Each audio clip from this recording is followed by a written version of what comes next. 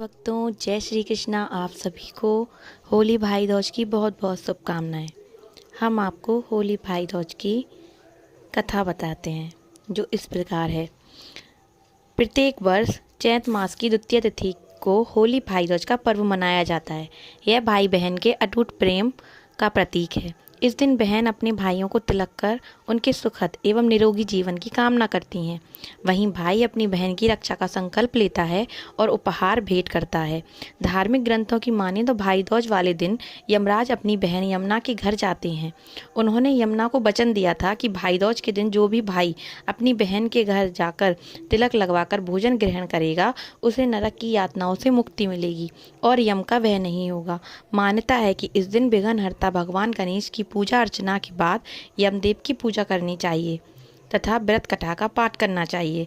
बिना व्रत कथा का पाठ और आरती किए होली भाई दूज की पूजा संपूर्ण नहीं मानी जाती।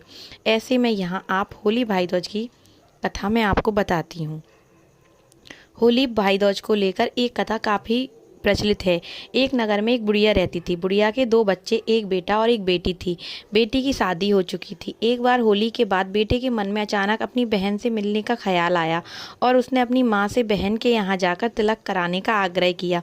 बेटे के लगातार आग्रह करने पर माँ ने उसे अपनी बहन के यहाँ जाने की इजाज़त दे दी। घर से निकलने के बाद रास्ते में एक नदी मिली। नदी ने कहा कि मैं तेरा काल हूँ और इसमें पैर रखते ही तुम डूब जाओगे। इसे सुन वह भयभीत हो गया और उसने कहा कि मैं अपनी बहन से तिलक करा लूँ, फिर प्राण ले लेना। इसके बाद जैसे ही वह थोड़ा सा आगे बढ़ा, जंगल में उसे एक खूंखार शेर मिला। उसने शेर से भी यही कहा कि मैं अपनी बहन से तिलक करा लूँ, फिर तुम मेरे प्राण ले लेना। कुछ दूर चलने के बाद एक सांप उसके पैर में आकर लिपट गया। बुढ़िया के बेटे ने सांप को भी यही बताया। इसके बाद वह अपनी बहन के घर जा पहुंचा। बहन ने भाई को देखते ही उसे अपने गले लगा लिया और तिलक लगाने के बाद बैठाकर भोजन करवाया। भोजन करते वक्त भाई को उदास देख बहन काफ़ी दुखी हो जाती है और उससे उसके दुख का कारण पूछती है। यह सब जानने के बाद बहन भाई के साथ चलने के लिए तैयार हो जाती है।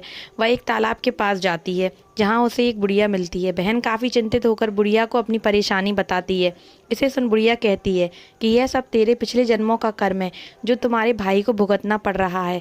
यदि तुम अपने भाई को बचाना चाहती हो तो उस पर आने वाले हर विपदा को टाल सकती हो। बुढ़िया की बात सुन बहन भाई के साथ घर जाने के लिए तैयार हो गई।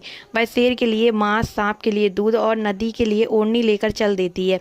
रास्ते में उसे शेर मिलता। शेर को देखते ही वह उसके सामने मांस डाल देती है। फिर कुछ दूर चलते ही सांप उसे देखकर फुंकार रहा होता है। वह उसके सामने दूध रख देती है। वहीं लड़के को देख नदी की लहरें तेज हो जाती हैं। वह उसे ओढ़नी देती है। इस प्रकार बहन अपने भाई के ऊपर आने वाली हर विपदा को टाल देती है। इस दिन से प्रत्येक वर्ष चैत मास की द्वितीय तिथि यानी होली के अगले दिन भाई दूज का पर्व मनाया जाता है। जैसे उस बहन ने अपने भाई की रक्षा की, वैसे सब भाइयों की रक्षा हो।